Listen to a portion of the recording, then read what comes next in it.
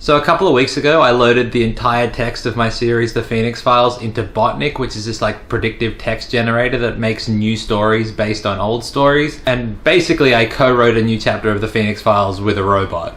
And I got to the end of that chapter and I wanted to find out what was going to happen next. So presenting chapter 2 of a Phoenix Files book that I am writing with a robot. P.S. If you want to hear chapter 1 first so you know what's going on, I'll put a link to the first video down in the description.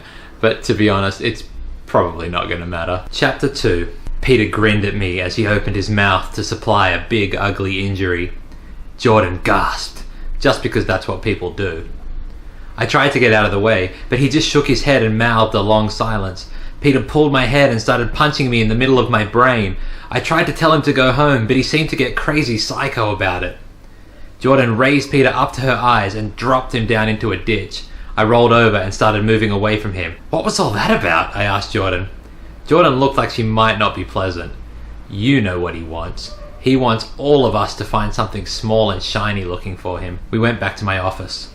I glanced sideways at Jordan, who actually turned her attention to my feet. There's something else I think you might not know. Peter is not exactly thrilled at us for breaking his new arms. He was wearing a shirt and it collapsed back down to the ground. He really wanted to cry about that. I thought he looked pretty messed up, I said. Well, I'm about to cry now. Jordan pulled me around and held me. My mouth was trying to smile and frown at the same time. I stopped babbling when she leaned forward to kiss the end of my backpack. I love you very carefully, said Jordan. I think I could smell you all day, sweetheart, I said. We grabbed a hockey stick from under my chair and pulled it in front of our heads. Then we left the room and made a stop off at my place to get some money and a couple of friends. I thought maybe you were stuck inside a giant photo, said Michael and Tank when we arrived. You guys really want to go back out there? If you can think of a new way to get into the library without being pulled through a little plastic jar, I guess we could do that, said Jordan. Okay, said Michael pityingly. I guess I asked a bad thing. We stopped talking and started weaving our way between the trees to the school. I hope you have plenty of water filtration, said Tank. We kept walking. The security guards were riding through the bush on Calvin's back.